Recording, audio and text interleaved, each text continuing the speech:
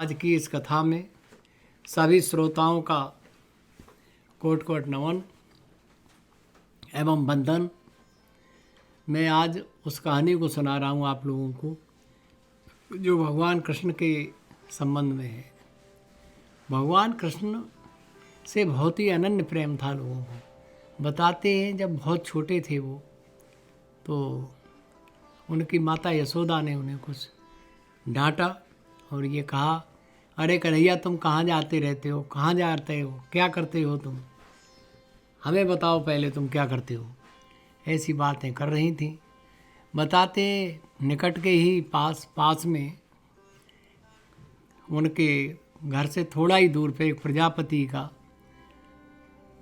काम था, मकान था, और वो वहाँ पर कुछ काम कर रहे थे प्रजापति अपना। और कभी बड़े बड़े घड़े बना रहे थे, कभी छोटे घड़े बना रहे, कभी सुराही बना रहे थे, कभी घोलुआ बना रहे थे।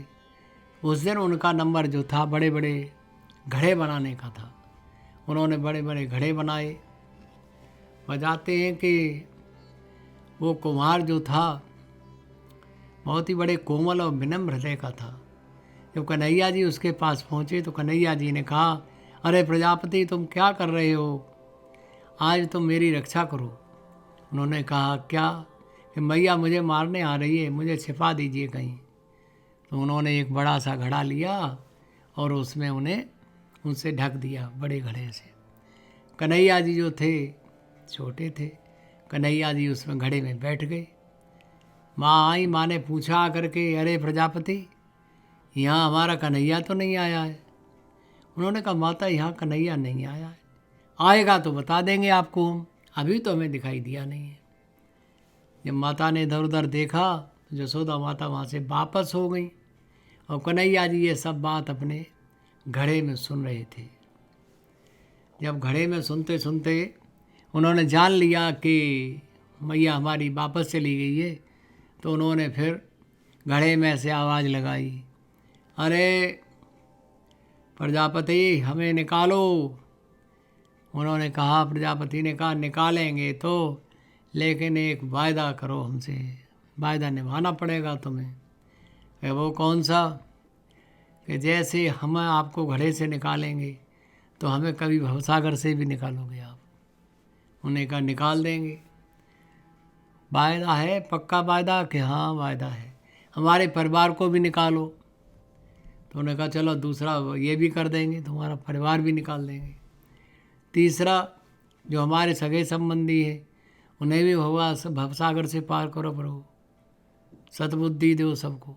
उन्होंने कहा, चलो ये भी काम कर देंगे तुम्हारा, अब जल्दी करो, हमें निकालो तो सही।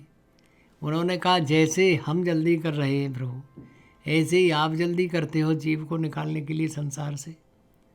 कि हाँ, जो हमसे लगन लगाते हैं उन्हें हम निकाल देते हैं, जो हमसे लगन नहीं लगाते हैं उन्हें हम निकालने में असमर्थ हैं।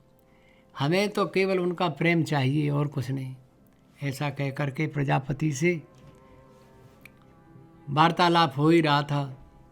तब तक भगवान कृष्ण ने कहा, अरे प्रजापति मैं बहुत प्रसन्न हूँ, तुम्हारे मांगे द्वारा तुमने जो मांगे हैं मुझसे वर, वो मैं समस्त बड़ों को प्रदान करता हूँ। अब मुझे इसमें से निकालिए और मुझे जाने के लिए कहिए।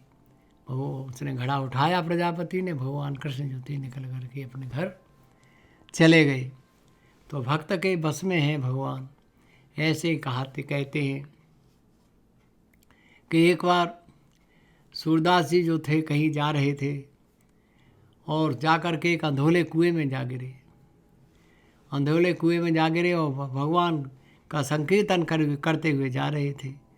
आपको मालूम है कि सूरदास जी हमेशा बाल रूप में भगवान को याद करते थे। तब तक कि कोई बच्चा आया, उसने कहा, अरे बाबा तुम इसमें गिर गए क्या? कि हाँ मैं तो इसी में गिर गया हूँ, मुझे निकालो भाई, कौन निकाल रहा है। उन्होंने हाथ पकड़ाया भगवान कृष्ण ने और बाबा को, सूरदास जी को ऊपर खींच लिया और कही, बाबा यही रास्ता जाता है आपके आश्रम के लिए। उन्होंने कहा, ठीक है। फिर उन्होंने अपना झटका दे करके हाथ छुड़ा लिया। तो सूरदास जी ने कहा कि हाथ छुटाए जात हो निवल जाने के मोए, और हृदय से जो जाओगे तो सबल जाने हो तुम्हें। अगर आप मेरे हृदय से निकल जाओगे तो जानेंगे हे कन्हैया तुम्हारी लीला अनंत है और अनंत लीलाओं से युक्त हैं आप। जो याद करता है उसे मिलते हो। बस यही कहानी है प्रभु की। राम है केवल प्रेम प्यारा, जान ले सोई जानन हारा। इस कहानी को यहीं विराम देते हुए सभी श्रोताओं को पुनः प्रणाम करता हूँ।